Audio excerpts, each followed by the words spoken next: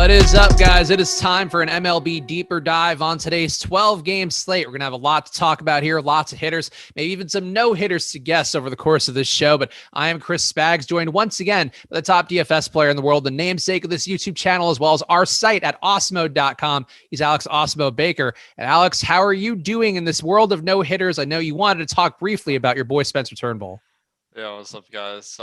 Yesterday, I feel like people might have learned a lot of the wrong lessons about MLB DFS, with the bats mostly. But the no hitter, the ice off the slate was definitely the cherry on top. But I tuned in for the last part of this game. This dude, I mean, he's from Detroit, so I got to root for him. But every single pitch in between pitches, he's like taking the ball and doing this. It's like so obvious what's going on in the MLB these days. Like, it's not just some nervous like twitch that you have to touch like every part of the ball, you know. Anyway, how you guys doing? I guess we're ready. Hopefully you're factoring that into the models today, but let's get the opinion of another man here who knows baseball about as well as anybody you will find out there. His name is Max Smotritskiy. How you doing, Max? Hey guys, how's it going? Yeah, I didn't realize we were going to be accusing pitchers of throwing spitballs in the beginning of the show, but I don't have anything prepared for that.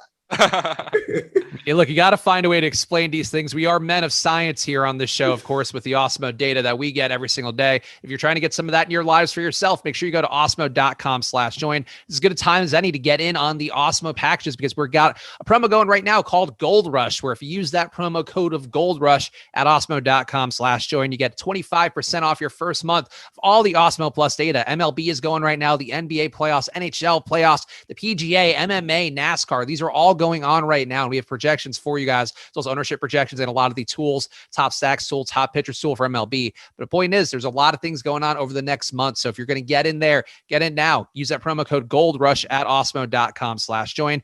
Feel free to also use our promo code play-in at awesemo.com/join too. That's one that is just an express package, $4.95 for 2 weeks of showdown projections, and the express package, which includes the premium Slack and some rankings forms of the grades for projections and all of that.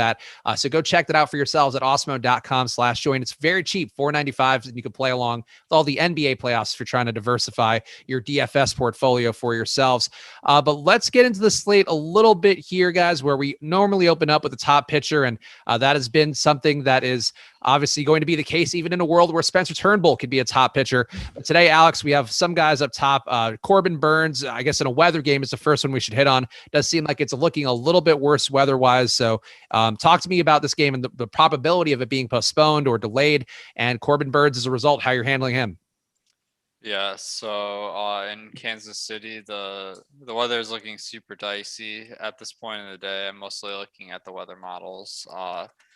So just high percent chance of precipitation the entire night, about 70%, like from 7 p.m. to 12 p.m. the following day. So like it just seems like this one is most likely to get postponed well in advance of the start. So I'm thinking we won't have to worry about it. But if some off chance it doesn't, I probably wouldn't play it regardless. Max, how are you feeling about Burns? If the case of this game does play, obviously he's been one of the best strikeout guys in the league. We've talked about it some depth on the strategy show this morning, but his 45% K rate on the year is basically as good as Jacob deGrom, and I think we've held up to a pretty high standard this year. So how would you handle Burns if this game's going off? Yeah, I just want to echo Alex in saying that I don't think this game is going to happen. But if it does, Burns is definitely one of your top options today. He's not projected to be as owned as Scherzer, which is nice. Kansas City doesn't strike out much, so his upside is a little bit limited here, and he doesn't get to face a pitcher. He's going to face an extra hitter, so that also lowers his upside. But, if for some weird reason, the rain gods make this game happen, I would definitely be interested in getting some of Burns. So let's talk about the other top pitcher on the slate that's going to come up a lot in the top pitchers tool today, which is going to be, again, one of those features we have at awesemo.com/join for you guys out there. The Max Scherzer right now projects to be overowned relative to his chances of being a top pitcher, which currently sit at 25% with the chance or the hope here that Corbin Burns can play today. But Alex, if we do see this game with Milwaukee get canceled, Scherzer's ownership has to come up, and he already looks overowned on the top pitchers tool. So how would you handle Scherzer in a spot where also the wind blowing playing out against the Cubs or at Wrigley Field expected to be. And Scherzer's fly ball rates have really jumped up this year. 52% fly ball rate. Launch angle has also been pretty bad for him. It does seem like he could be a tricky situation here for him at Wrigley. Oh man, I'm actually going to this game, so I'm stoked. I didn't even realize Scherzer was pitching tonight in this game. So that shows how much micro detail I'm looking into before the slate. But yeah, I think that's an astute observation that Vegas is projecting the Cubs to do pretty well for Max Scherzer being the opposing pitcher. So like obviously there's a lot of weather factors coming into play. It's not super hot in Chicago. It's about 70 and humid. So pretty good in that respect. And there's always the wind at play. So it does feel a little risky. But he's a great strikeout pitcher. So it's like, if this game hits the under, which it will 50% of the time, Scherzer is probably going to be one of the better scoring pitchers. Maybe not one of the top two. But there is a decent chance he gets blown up here. And let me run the ownership without this Kansas City game, and we can get a better idea. Max, while Alex does that, talk to me about your fellow Max here, a guy who has been pretty good on the year. The strikeout rate actually has come up for him overall compared to 2019. Now it's 34% K rate. This year up to 36%. So besides the fact he's given up a little bit more in the way of home runs and fly balls, he has been a very good strikeout guy.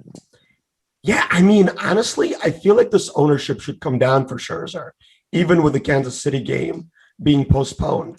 Just because I feel like Jack Flaherty is going to be the like mega chalk going against the Pirates at $300 less. Like nobody likes to play these win games in Wrigley, right?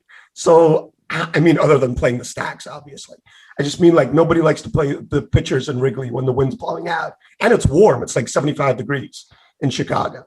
So, yeah, for me, I think if Max's ownership comes down to like manageable levels where he's like 20% owned, I'm going to want to go over because of this Vegas run line of 4.1 and because of a strikeout upside. And the Cubbies do have a lot of power throughout the lineup, but they also strike out. Like Baez strikes out a ton, Brian strikes out a ton, even Rizzo. So I do feel like this is a really nice upside spot for Scherzer if the ownership becomes manageable. Yeah, so right now the ownership doesn't look great, but maybe something to keep an eye on here. Of course, the ownership does get updated and get more accurate as we get closer to lock as well. So that's the projection right now. It does seem like he has a projected to be about 33% owned on DraftKings, and maybe that number will change, Alex. I'm not sure if the ownership is already updated for you and how you're viewing it, Alex, but if it has, how does it look for Scherzer changing around here if we do get Burns ruled out? Yeah, I'm trying to update it now. It takes a few minutes here. Okay, yeah, no worries. So we'll keep going through here. Let's talk about Jack Flaherty because, as Max mentioned, he's another pitcher that's going to be heavily in the mix for people today. A little bit under 10K on DraftKings. On Fanduel, also going to be a little more reasonably priced than some of the other options out there, though. I guess it is a pretty steep price on there, too. But Flaherty on the year, 26% K rate for himself. Swing and strike rate's been down. Chase rate's been down. Maybe some concern there, but 0.95 whip for him means that he's gotten the walks and hits under some degree of control even more. Max, how are you feeling about Flaherty in the spot? He's going against a Pittsburgh team that does not strike out a lot, only a 22.8% K rate for themselves. It's just under league average against right-hand pitching on the year. But Flaherty's been pretty good in Pittsburgh. If nothing else, they are going to be mostly impotent at the plate. Yeah, so this for me, GPPs is going to be the chalk to go under, on, or avoid. Just because of what you mentioned, just not a lot of upside for Flaherty. Only a 26% strikeout rate. Doesn't give up like insane ex-WOBA or ex-slugging. Like they're just average. Nothing that I really see that jumps out of me other than Pittsburgh just being a really bad lineup. But being a bad lineup doesn't mean they have a ton of upside when you're putting a pitcher against them, just because they don't strike out much. Polanco is the only one with like a 28% strikeout rate. Everybody else in this lineup, like Adam Frazier strikes out 10% of the time. Kevin Newman, 7% of the time. These are just guys that put the ball in play. And, if they get lucky and find holes in the infield, I feel like Flaherty could even have a bad game in this spot. So where I'm not projecting him to have a bad game, I think I'm going to go way under in GPPs. But obviously, he's the cash play just because of the matchup. Alex, how are you feeling about Flaherty in this spot where the top pitcher stool currently has Flaherty looking to be about twice his own as his potential to be one of the top two pitchers on DraftKings? And Max raises some good points here where Flaherty's going to be owned enough that for cash, he makes a lot of sense. But for tournaments, how are you going to handle him? It just seems hard to ignore that he's just over-owned. Yeah, I agree with Max that it looks like this might be a good spot to be under. It's a great. I mean, St. Louis is like a 2-1 favorite, so that definitely isn't bad. It's going to drive a lot of ownership to Flaherty, and it's not that he's a bad pitcher. It's just that he's not a great strikeout guy at 26%. There's some other guys on the slate that they'll throw a lot more Ks, so it does feel like you might be better off going under on Flaherty.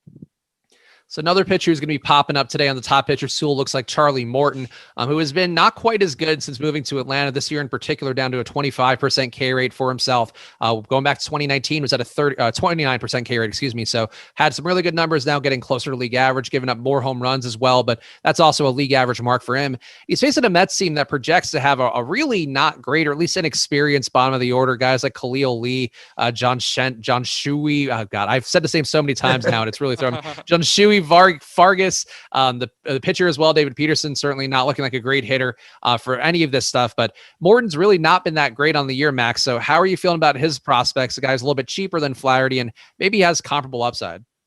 Man, like the upside is definitely there. The underlying stats are great. You know, he's only giving up 34% hard hits. Only his X slugging is 381, but for some reason, every time I look, he's giving up a home run. So it just makes me think that he's running really bad on the year. The 25% K rate is kind of less than we would expect based on his swinging strike numbers. So the underlying stuff looks good to me. This Mets lineup is not good. It's like Pete Alonso, and I mean, Lindor's having a bad year. We're looking for him to rebound, but his X slugging right now is 359. He's become like a singles doubles hitter. Just not a lot of power, also not a lot of strikeouts. He does walk a bunch, doesn't strike out a lot. But everybody else in this lineup strikes out a ton. McCann, 27%. Dom Smith, 24%. Pete Alonso, 25%.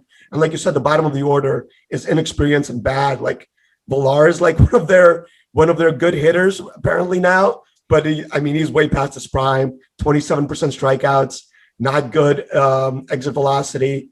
So yeah, I think I'm going to take a shot on Morton tonight. Alex, how are you feeling about Morton? He is a pivot, going to be a lesser owned pivot to Jack Flaherty, though does still look a little bit over-owned according to the top pitcher stool. Yeah, to be honest, I'm not sure what to make of Morton because, the baseline of him throwing 25% Ks so far this year isn't bad. The swinging strike rate is 11%, which is down a little bit from the past couple of years. Well, his velocity, it has gone up this year about 1.5 miles per hour on the fastball, which is kind of a sign to be bullish on Morton. So that's kind of where I'm coming in. I'm thinking that he's still a good strikeout pitcher. And he's always a guy in Tampa that they limited a little bit, but I have him at 90 pitches today. So that's not too bad. So I think this is a guy I'm going to take some chances on. Another guy at this price point, let's hit on now. But guys, hit that like button if you can. We appreciate it a bunch here on the MLB content, in particular with all the NBA taking people's attention spans with the playoffs going hot right now, the play-in going off today. We will have some shows for that coming up on the channel as well. But we appreciate your support on the MLB show. So if you can, hit that like button now. Another pivot at this price point, Trevor Rogers, 9,100 on DK. Guy has been really good on the year, up to a 32.6% K rate since last season at a 31.5% K rate. So not any reason to believe he's getting lucky with any smoke and mirrors or anything this year. The swinging strike rate's also been up from 15.4%. Chase rates in line basically with where he was last year too.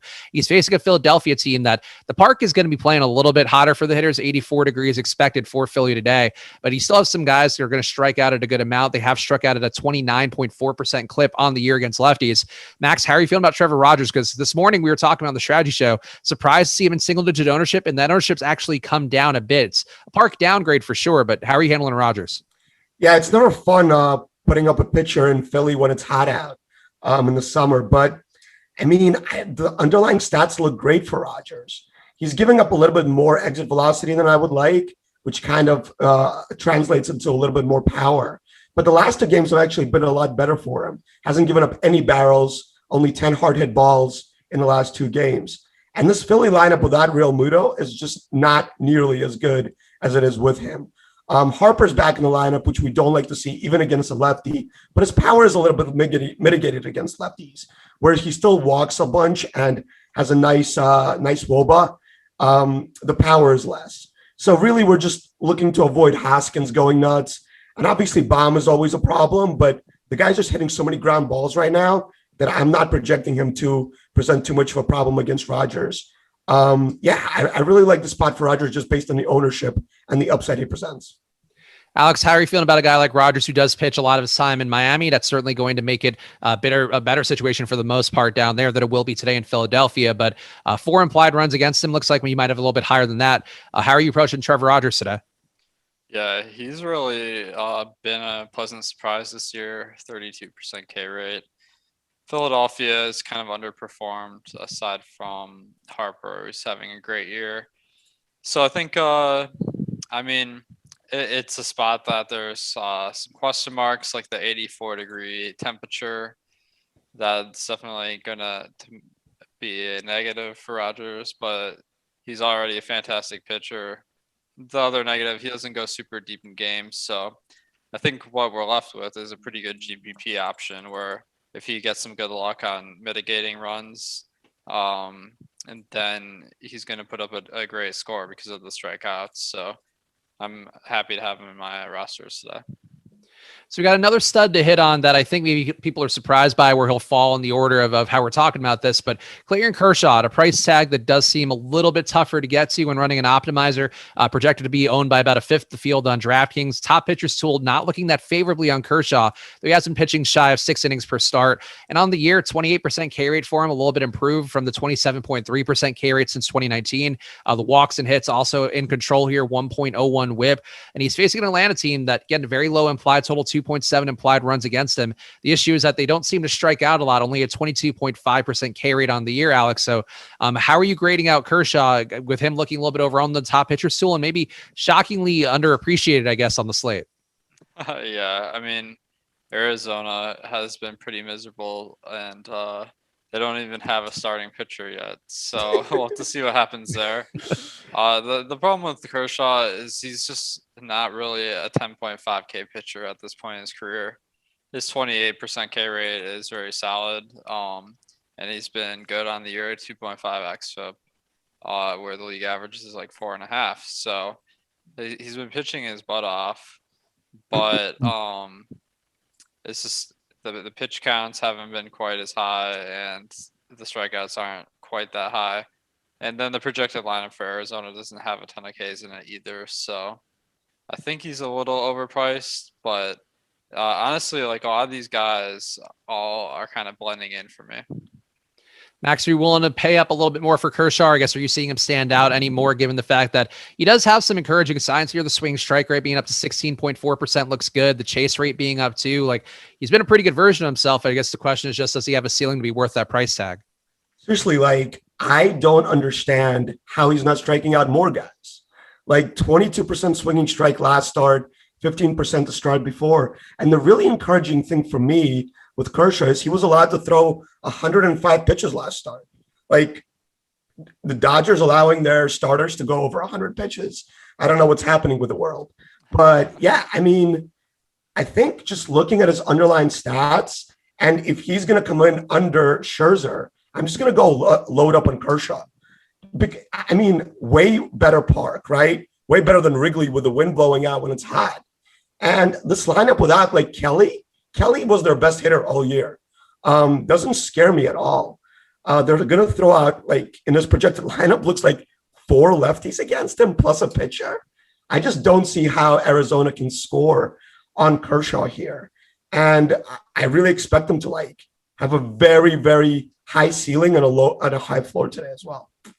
Yeah, that makes sense. Certainly more of a tournament option, and will be owned pretty well, but not as owned as Max mentioned, not as owned as Max Scherzer, and those numbers could come up for Scherzer even more to make it a more appealing play as the day goes on. One name I saw bandied about a lot in the premium Slack earlier that I think we need to get to, even though he does grade out to be maybe the weakest in terms of the top pitcher odds, though I guess the ownership is down enough to maybe justify getting there. John Means, a guy on the year who another illustrious no-hitter throwing pitcher this year, and perhaps the best of them, honestly, given some of these guys who've done it lately, but 28% K rate for himself on the year, getting lucky with that batting average on balls in play with a 180 BABIP for himself, 151 batting average allowed overall. But Max, he's been a guy that's been pretty good on the year. He's facing a Tampa Bay team that on the year striking out at a 32% clip against lefties. Are you willing to go to John Means with only about 10% of the field expected to be on him? Listen, I've been talking about Tampa being like a home run or nothing team all year. And that's kind of what they showed us yesterday, right? Like all these guys like Zunino, Adames, Lowe, even like Diaz and Margot, like they just swing for the fences. And they also strike out a bunch. So this is like a perfect GPP play here. He can either get touched up where, in Camden Yards, doesn't take a ton of power to get it out in the summer when it's hot out. So if he does have a good game, he's going to have a great score just because he's going to strike out a bunch of guys. But there's also a chance he gives up like 3 solo shots here. And that just eats into your score so much where he's not going to pay off that salary with all these other guys right around him who are in better spots. Makes some sense to me. Alex, how are you feeling about John Means going against Tampa Bay lineup that does actually have some ownership going to them too? So you maybe are getting a bit of leverage on the field in addition to whatever people are chasing the big chalk results they got yesterday. Are you willing to go to John Means today? Yeah, I think Means he's a decent option. The weather is about 80 degrees, so that's the negative. But Tampa Bay has a lot of strikeouts in their lineup today, so that's a positive. It means obviously has been great this year, kind of culminating in that no hitter. So I think it's a reasonable play.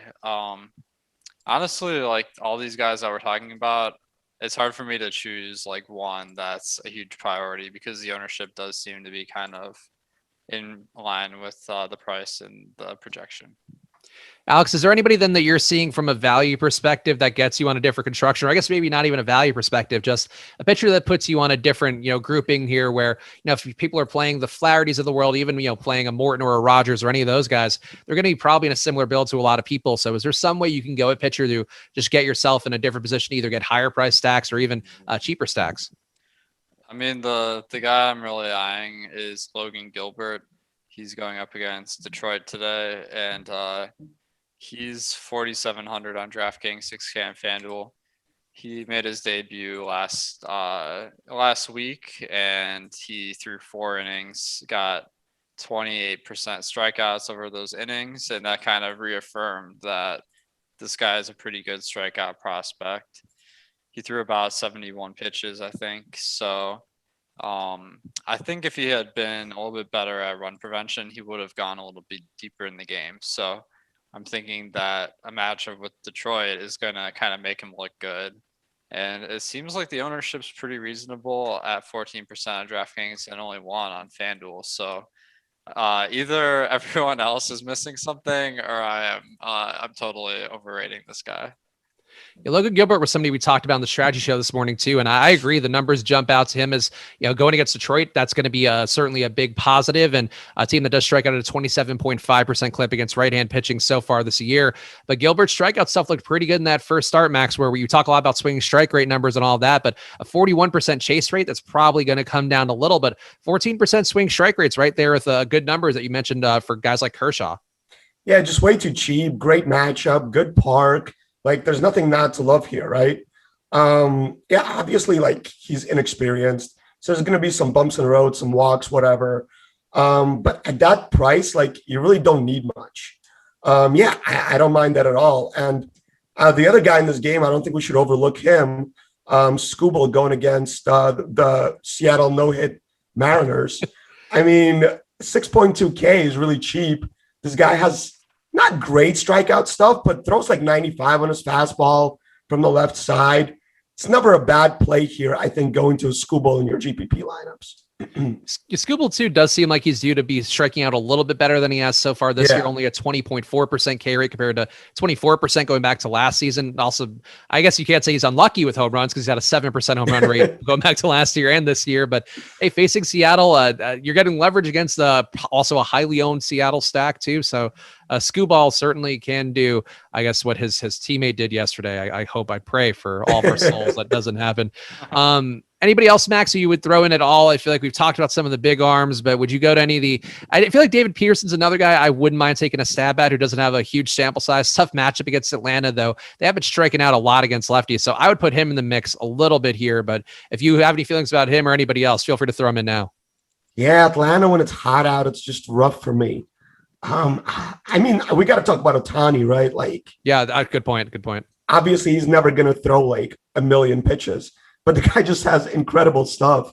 Like, I watched that game against the Astros, who don't strike out, and he struck out like 10 guys. An insane swinging strike rate in that game. Actually, he went 7 innings. Yeah, I think we always have to mention Otani. Plus, the fact that he's not going to garner that much ownership. Only projected for 12% today. Otani's certainly a guy, Alex, that is a little bit cheap for his price tag. I think part of the reason he's coming down a little bit more for me, or just in terms of how I was approaching it today, is that he's a little bit surprisingly low for me on the top pitchers tool. He's had that 36% K rate for himself. He is facing a Cleveland team that generally doesn't have a ton of strikeouts. I guess a 25% clip for them against right-hand pitching on the year. But how are you feeling about Otani? It does seem like he is a volatile pitcher, but maybe the walks and hits are starting to level out in a more positive way to trust him. Yeah, I mean, the thing about Otani, the pitch count's not high, but the big issue is the control.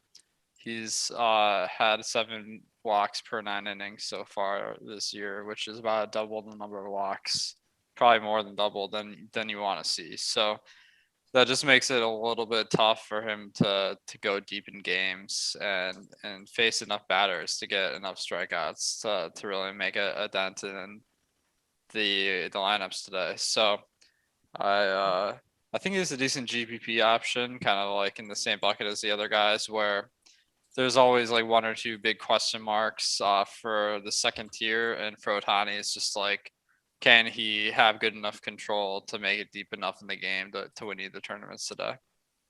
Yeah, I think that sounds right to me. And solid picks point out the Braves stink against soft lefties. Yes, that's my case for David Peterson, is that he is a mediocre lefty, and they have struggled against that a lot this year. Alex, do you have any thoughts on Peterson real fast? I know he's not projecting that well, so I presume you're not a fan, but does have a 29.5% K rate, has faced 140 batters this year. And I guess the swinging strike rate and chase rate numbers aren't enough to think that he's going to be much better than the longer term sample, but I feel like he's usable at 0.5% ownership. Yeah, I think the ownership makes it reasonable for sure. Like he's been a nice surprise this year with that 29% K rate. I was having a tough time like figuring out how he's getting these strikeouts though, because it didn't seem like his swinging strike rate. Let me pull up. It's 12%, which is good but not excellent. And then his stuff, he throws like a 93-mile-an-hour fastball. So definitely more of a spin guy than overpowering, but I'm just not convinced that he's that great a pitcher yet. So I think I like the matchup where Atlanta has a lot of strikeouts in their lineup today. The price isn't that cheap at 7,300 though, so you are giving up. There's a pretty big opportunity cost on this one, but I think that Peterson is fine. Okay, I will accept that here. I think wins for me and all the David Peterson fans out there, all the ones of them that are thriving. But now it's that time. As you can tell, we haven't even mentioned it on the show, but Max has been wearing his money hat today because it is in fact money time. And you'll note on Max's hat, that is an official hat as well too. That is one straight from the Amazon.com coffers there. And Max, I got to say, you're wearing the hat as well as I ever have, and all the credit to you for pulling that off. Thank you so much. I put a lot of work into it. Clicking the buy it now button on Amazon really wore me out, but here we are. On Amazon, they're probably like, somebody else bought this? Like, wow, we're in such great luck. And Alex, of course, has his hat now. Though, Alex, clearly you are now the RC Cola of the money hats, I feel like. I'm trying to go a little hipster over here with my like knockoff money hat. You pull it off well too. Look, I think everybody looks great in a money hat. Hopefully you guys are also playing along at home with yours. Top 5 owned plays on DraftKings. So hit that like button, guys. Normally this is a paid feature here at Awesemo.com, but we give it to you guys for free here on some of the shows that we do. So that's our way of showing love to you. So show it back by hitting that like button. Top 5 projected owned plays on DraftKings. Number 1 is now Max Scherzer at 35%. Number 2, Jack Flaherty, 31.3%. Number 3, Dylan Moore at 27%. Number 4, Kike Hernandez at 25%. And number 5, Juan Soto at a rounded up 25%. On FanDuel, the top 5 looks like it'll be Luke Voit, number 1 at 31%. Number 2, Juan Soto, a slightly lower 31%. Number 3, DJ LeMahieu at 27%. Number 4, Xander Bogaerts at 24%. And number 5, Trey Turner at 23%. And Alex, just quick thoughts. I know we didn't talk as much about FanDuel pitching specifically, but chalk pitching, not that chalky on FanDuel overall. Do you have any quick thoughts on how you'd handle that approach with a lot of more flat ownership? Yeah, it's surprising to see that position players are the highest owned players on FanDuel. So I mean, I think that it makes sense for the pitchers because there are a lot of good but not great options. How is Charlie Morton only 6,800 on FanDuel? That's crazy. But anyway, I think the takeaway is maybe avoid some of these chalk bats. Max, I don't know if you have any thoughts specifically on FanDuel, but if you do, I'll feel like I'll ask you too. And if you don't, then we just pretend this never happened. No, I agree. I mean, like playing 30% owned bats is just not how you're going to win GPPs, despite what happened yesterday. In the long run, it's just going to pay you to avoid them just because the projections are so volatile in batters. Yep, definitely makes a lot of sense. And the FanDuel has had a lot of chalky bats recently. And if you are new to MLB DFS and you've seen the results the last 2 days, the chalk stacks have gone off. Rest assured that is not normally what happens. So you can keep trying your luck with it. But for the most part, as Max is talking about, you are going to find these chalky plays. You're not going to get a lot of Austin Meadows going off at 33%. It's usually the inverse of that. So I try to keep that in mind. But let's talk about some of these teams here. And I guess we could put the chalk talk on delay for now because I think we got a lot of hitting to talk about on this spot. And let's start it with what looks like it'll be the highest owned stack today, or at least the highest probability stack of the day. Washington Nationals going against Jake Arrieta. We talked about Wrigley today playing potentially a little bit faster with the wind. Alex will be in tow there as well. So that means the hitting's going to be great. I'm sure fantastic for fantasy. And we do have Washington really high ownership on the top four for Washington. Trey Turner, Juan Soto, Josh Bell, Kyle Schwarber, all projected for around 20% ownership. So Max, you just sort of mentioned this for FanDuel, but talk to me about the Nationals hitters and a good spot on paper, but one that's going to be really highly owned against Jake Arrieta. Arrieta is just so bad. It's like hard for me to go against the Nats today. Yeah, I mean, I guess it's fine. I would still go under the ownership. Like I wouldn't say no to these bats, right? They're in a good spot. But for me, like I think avoiding guys like Josh Bell, who strike out a bunch of times, 27%, because he's definitely going to be part of like the chalkiest part of the stack. And playing guys towards the bottom of the order makes more sense than just taking like 1 through 5 here. I guess the advice I want to give is if you're going to play chalk stack, get a little bit creative with it.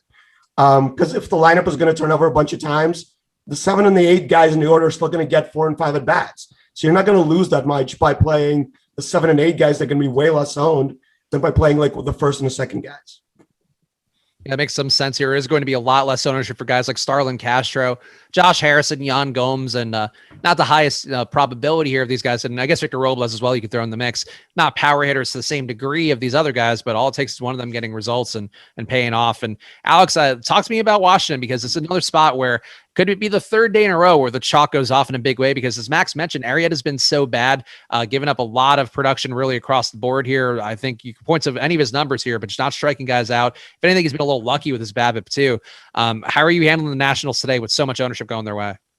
Yeah, the Nationals look like a great option today. It's not like the ownership is like so far out of line with their chances of being the winning stack today. So I think I might have some. I mean, it's always fun watching dudes just hit routine fly balls and then the wind carries them out to be home runs. So that's not something you want to watch if you're fading it. Now, the individual batters, it does look like the first 4 guys are pretty high owned and the rest of the lineup, like you were saying, is pretty low owned. So I think that makes sense to maybe mix some of those high and low owned guys to make a lineup that's a little bit more unique. All right, let's talk about another team that is pretty much right there with Washington in terms of their potential to be a top stack today. Looks like about a 10% chance of this team to be a top stack against Hyunjung Yang is going to be the Yankees. 5.2 implied runs for them as well. Slightly less high ownership, but still the top 5 will be all owned over 10%. And Max is a spot where you're seeing the Yankees kind of underperforming in the Texas series so far. Texas's hitters have gotten a little more in the way of results, but they're going against Yang, who I guess Korean baseball fans out there, as Greg Ehrenberg told me this morning on the strategy show, will apparently remember Yang as being very mediocre over in Korea. So far, he's looking pretty mediocre in the major leagues too. A low whip for himself is the one thing that he's got going, but under a 20% strikeout rate. How are you feeling about these Yankees bats going against Yang and what he's done so far? Yeah, Yang giving up X slugging of 551. That's not gonna get it done. 17-degree launch angle is also not great for getting batters out. That's pretty much a line drive every time somebody makes contact. Yeah, I mean, I love the Yankees. The problem is the roof's closed, right? So that's not great. If the roof was open, I think the Yankees would be the chalkiest and best stack of the day. And the other problem here is that Gary Sanchez is hurt, Gleyber's hurt. Like right now, they're in the projected lineup. If they're in, this makes this lineup a lot deeper. But just if those guys are out, just know that like Clint Frazier at this point is not a great hitter. Neither is Undur, neither are like some of these other replacement guys. Gio probably hits a little bit too many ground balls to justify a 4.8K salary, just because he doesn't put the ball that much in the air. So for me, like without Stan in this lineup, it makes the lineup a lot shorter and kind of wants me to play like Judge and Voit. They're super expensive. I don't think they're going to be that high owned as one-offs, but they definitely present the best home run picks on the slate. And if Gleyber and Sanchez are in, I'm going to be a lot more interested in like a 2 through 6 Yankee stack. But if they're out, I'm probably just going to play a 3-man stack or the one-offs here. Alex, how are you feeling about the Yankees in this spot, given the fact that I know you mentioned Logan Gilbert's an interesting play for you today, and he makes it a lot easier to afford a full Yankee stack here going against Yang. So how are you viewing the Yankees prospects? Yeah, I think the Yankees make a lot of sense here, given that a lot of the chalk pitchers are super expensive and it's going to be hard to afford them. So I think that spending down a pitcher and going for some Yankees is a good idea, especially the guys that are priced up a little bit more, because it does seem like there's pretty flat ownership throughout the lineup on DraftKings. So going to a guy at the bottom of the order might not be that sneaky. All right, let's talk about another game here that has a pretty high combined total overall. And then this stack is going to be one of the higher graded ones, so not as highly owned, I guess, to the Yankees or the Nationals. But Boston with their 4.6 implied runs going against Ross Stripling. Stripling on the year has just been not good. A 308 batting average allowed, a 1.7 whip allowed. Has been getting more strikeouts, 26% K rate, but I don't see any reason why that would hold up, given that his swinging strike rate's about where it was before. Chase rate's actually down from where it was before. I guess the velocity's up, so maybe that explains that. But Boston in this park, where Toronto has just given up, had a lot of production themselves yesterday against a better pitcher than Eduardo Rodriguez. Alex, how are you feeling about Toronto or about Boston playing at Toronto's park, where Stripling has not been good? And Boston, I think you can stack up and not get a ton of ownership as long as you don't play Kike Hernandez. Yeah, I mean, this park that the Blue Jays have been playing in has been one of the best for bats, and Stripling certainly not going to make me any less excited about the Red Sox as well. So I think they're a good play. It's another one where the team, like the ownership, there's a couple of guys really driving this ownership up, particularly Kike Hernandez, Knox Verdugo at the top of the lineup for real cheap. So it may look a little bit higher owned than it actually will be stacked, because I feel like a lot of people may make like mini stacks out of this one, given those two guys are so favorably priced. Max, is there anything you're seeing here, I guess, that gives you more appeal in Boston or less appeal for any reason here? And again, keep it in mind that not a lot of guys too highly owned here besides Kike Hernandez. And I guess Verdugo as well is worth pointing out as being a little bit higher owned for where he is normally. Yeah, 3.8K is just too cheap for a guy like Alex Verdugo in the spot. So I get the ownership, but I'm really interested in the high price guys here. And like Hunter Renfroe, if you're going to go cheap, I would go him over Verdugo, actually, just because he provides you with more power. More probability of that game-breaking score where he hits you 2 home runs and you kind of need him to win a GPP. I'm really more interested in like Devers, Martinez, and Bogarts here, just because I feel like they're the best hitters in this lineup, and because they're expensive and everybody's going to want to pay up for 2 of these 9K, 10K pitchers. Not a lot of people are going to be able to get them in their stacks. So I think avoiding the top 2 in the lineup, if you want to stack this game, like avoiding Kike Hernandez and Verdugo, it makes a lot of sense to go like 3 through 8, avoiding like Marwin Gonzalez. And in the same game, we have Toronto with a higher implied total, 4.9 implied runs for them. Going against Garrett Richards, who's also been pretty bad, not giving up a lot in the way of home runs this year, just 2.2% on run rate. Been about a league average with a 3% on run rate since 2019. But this year, Max has given up a lot of production for the most part as well, that 260 batting average, and does seem like it could get worse today playing in Toronto's park. So how are you handling the Blue Jays, a team that looks really completely unknown for the most part? Yeah, I actually like the spot for the Blue Jays because Richards gives up more fly balls to the right-handed side of the plate, and all their good hitters are right-handed hitters. So I actually think this is like a deceptively good spot for Toronto, where usually people like to handle, southpaws versus Richards, but throwing out like a Bo Bichette, Vlad Guerrero, Teoscar, Grichuk, and Gurriel stack here makes a lot of sense to me, and avoiding the lefties. More fly balls, more home runs in this Little League park in like 80-degree weather definitely makes a lot of sense to me. I really like the Blue Jays here. I like them more than I expected.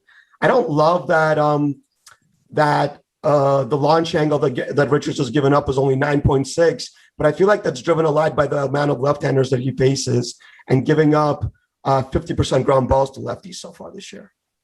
Yeah, it makes some sense here. Garrett Richards certainly going to be in I guess he's normally not in a great environment, but in Toronto, it's going to be, or Toronto's park, going to be even tougher hitting conditions. Alex, how are you feeling about Toronto's hitters going against Richards? And I guess the barrel ball rate also kind of low for Richards, so maybe that's another thing to ding him, but the ball should be flying around this park as it has pretty much every time there's been a game here.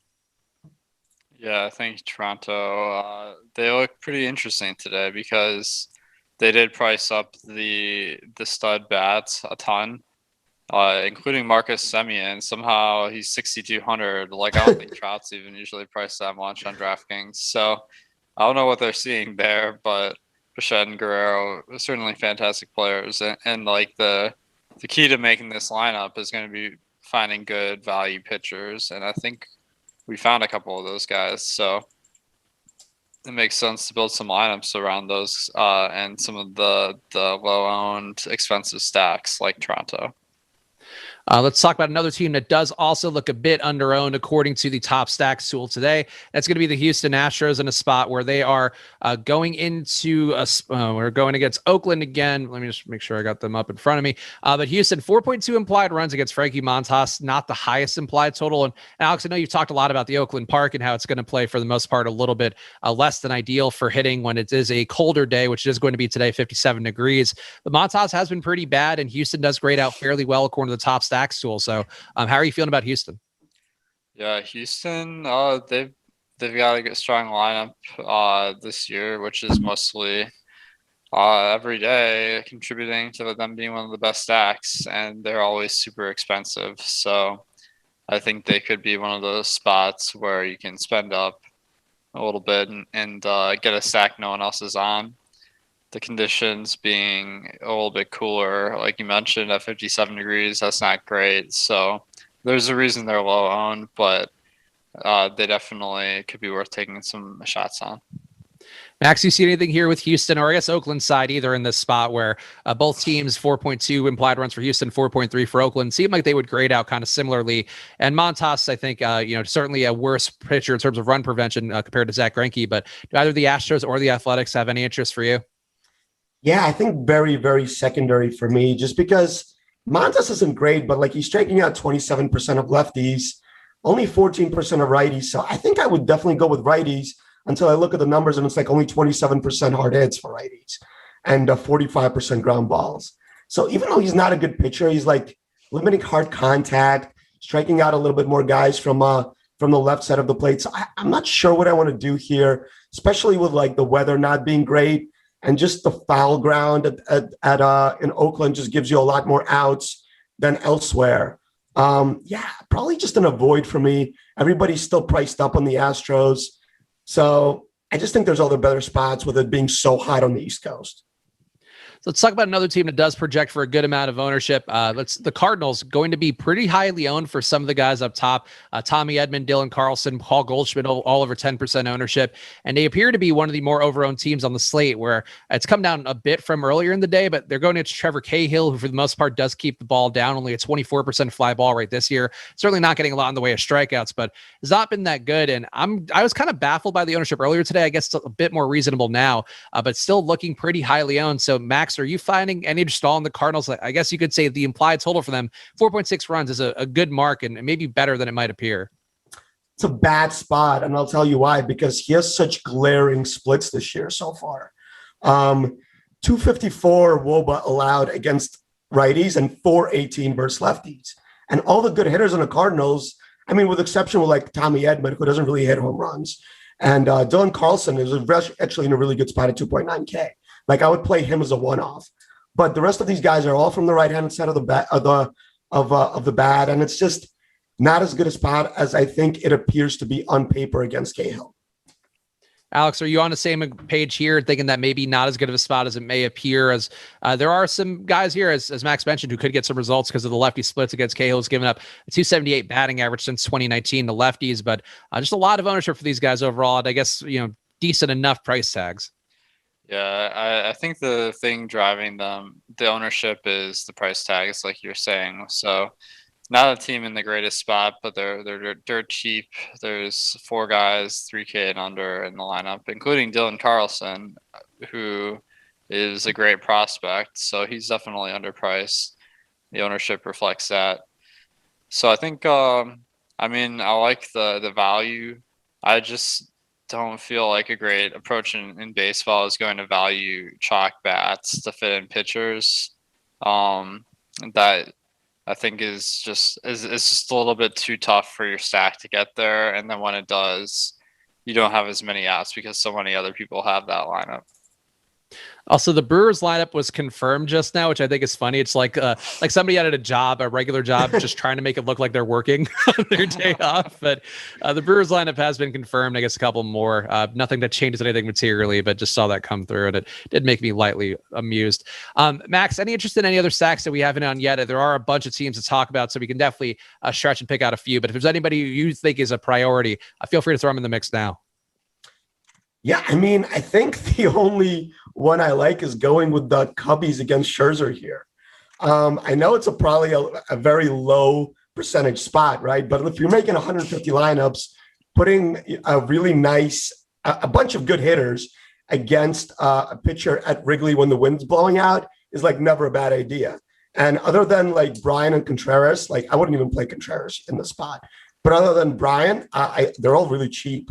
So I think you can make a pretty decent stack here against Scherzer and just hope he doesn't have it today. We also just got the Cubs lineup, throwing in a few more lefties, and Ian Happ taking a pretty big jump up the lineup team to the 3-hole. Jock Peterson hitting leadoff. We also have Jason Hayward, Sogard in the mix too for some more lefty bats. So keep that in mind. Max, I don't know if you have any thoughts on this particular lineup, because I know that Bote and Sogard being in the mix, probably not something that was on a lot of projected lineups out there. I actually think it's probably a worse spot for Scherzer now just because he doesn't get Baez. Baez is like a 30% strikeout guy. Jock and Happ strike out for sure, but they also have a ton of power. So I actually really like this lineup for the Cubbies. Alex, you have any thoughts on the Cubs here? I know we talked about this game a lot. You'll be there in person. So any extra interest in loading up on the Cubs and hoping that things go screwy live and in person? Well, everyone knows when you go to a game, you need to pick every player but one for that game. So I'll probably stack the pitchers and the bats from this one, but not in the same lineup though. Yeah, in the same lineup, of course, because then you can cheer for everything. Exactly, everything is good. There's no bad outcomes when you have every part of a game. Home run, like you like it all. Anyway, I think the lineup the Cubs are rolling out from overall perspective strikes out a little bit more than average and has a little bit better stats as far as power and getting on base than your average team. So the matchup is about average for Scherzer, I'd say. The weather being the big negative here. Alex, stack-wise, is there anything else that you're seeing that you want to bring to the people? I know we pretty much covered all the priority stacks, it would seem, based on the top stacks tool, but is there anybody who's jumped out to you, whether it be on an optimizer basis or just somebody that you think you have a good feel on? So Pittsburgh looks super low owned today and really cheap as so that's an interesting combo because usually the best value stacks are the higher owned ones, but they're in a terrible spot. So that process I was using is probably bad. So disregard that. I guess some other ones that should be on the radar are Cleveland, Baltimore, Atlanta. It looks like there's plenty of good options today. Tyler, can you pull up some of the fantasy cruncher here? Because I feel like now we have a little time on the back end. We sort of established the chalk plays. So I feel like now might be a good time to do the chalk talk segment. And Tyler will set it up in the background, but just let me know when you're set up, or just do the screen flippy thing and I'll know. And I think, Alex, for chalk pitching today on DraftKings, which would be the two pitchers that you'd want to lock in? I think it would be Scherzer and what would it be? Scherzer and Flaherty, or would we go a little cheaper for the SP2? I feel like people might go a little cheaper, so I'm thinking maybe Scherzer, Morton. Okay, so let's do that, Tyler. So whenever you can pull it up, just go Scherzer and Morton, and we'll run that. And of course, Chalk Talk here, we're just going to basically see what the Fantasy Cruncher Optimizer gives us, because that's sort of the way a lot of people play. They'll lock their pitchers in. They'll figure out what stacks work along with it. If you are new to MLB DFS, make sure you are stacking more often than not. Alex has talked about basically just trying to stack up as much as possible until you get a certain degree of comfort and know how to pull those levers besides that. But on DraftKings, that means 5-3 stacks. On Fanduel, trying to get a lot of 4-4 stacks. And you can get one-offs and all that too. But generally, you can see Tyler doing it on the screen here. Very simple process in Fantasy Cruncher. You're just going to your advanced options and then adding one stack for 5 players, one stack for 3. And that's as simple as it gets. So let's see how this goes. And I think he knows. Yeah, it's Tyler. So let's see Tyler's memory banks and see how it works. He doesn't know what SP2 is. He doesn't know where to go. Who did Alex say, Tyler? Who did he say? There you go. You got it. There. Wow, that's so fun to see Tyler's brain work in real time. That works. Yeah. Either Flaherty or Scherzer. Well, let's do one with Flaherty, and then we can go to Scherzer. So just hit Crunch. Let's see how it goes. And if you're not familiar, again, Fantasy Cruncher, part of the package that we have at Awesemo.com, you can get it as an add-on on there.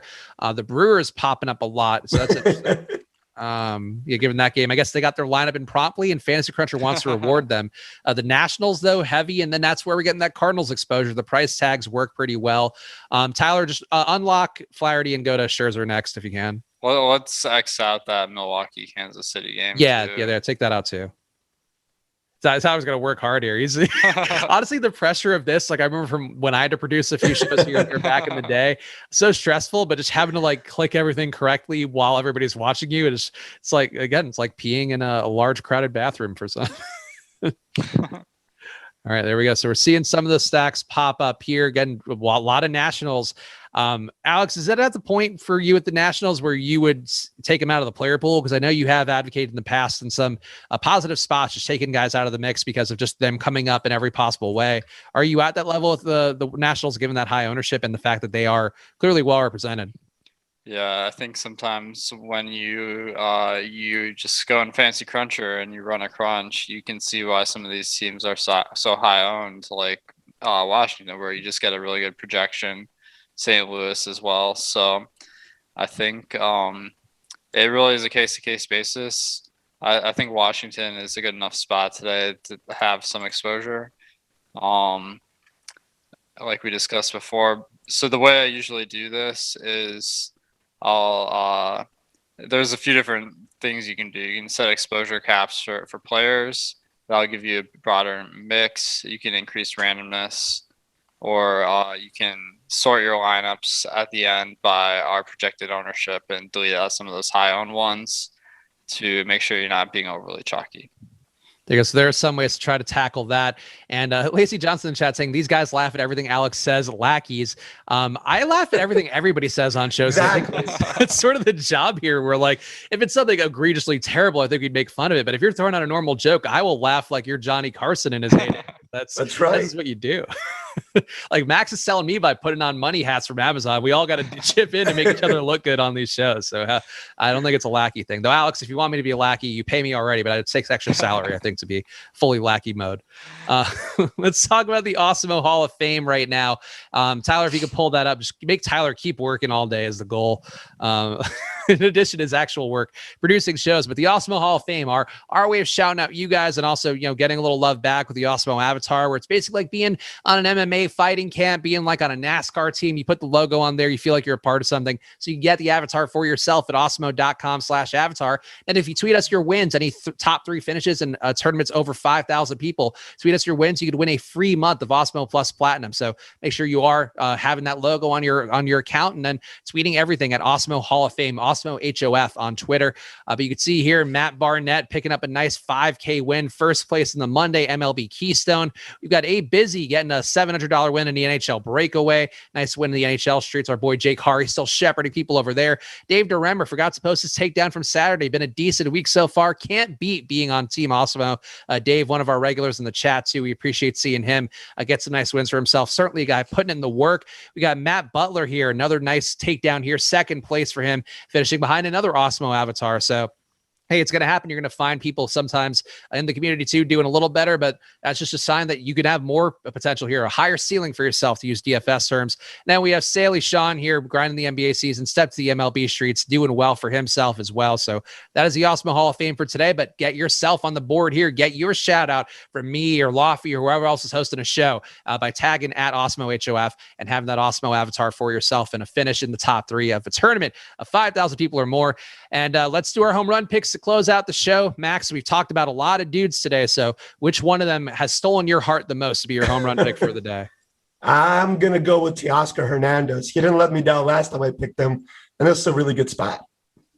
All right, Alex, how about you? A home run pick for yourself. And if you want to choose the Cubs game, give yourself even more skin and get in that game for yourself. I won't be mad at you. How did you guess? I'm going to go with Juan Soto. He's been off to a rough start so far this year with only 125 ISO, but we know what to expect because last year he was at 344. So let's hope for a little bit of good luck now. And I'm going to go to JD Martinez, a guy we talked about that Boston stack, not going to be highly owned enough. Certainly more of a power guy against lefty pitching, but I think against Ross Stripling, you could find a lot of things go their way. So that's my final one. Max, give the people the plugs here because I ended it a little bit too early, and I feel like we might as well. You never get to plug anything, Max, so feel free to plug anything you want in your world. I want to plug the PGA Championship.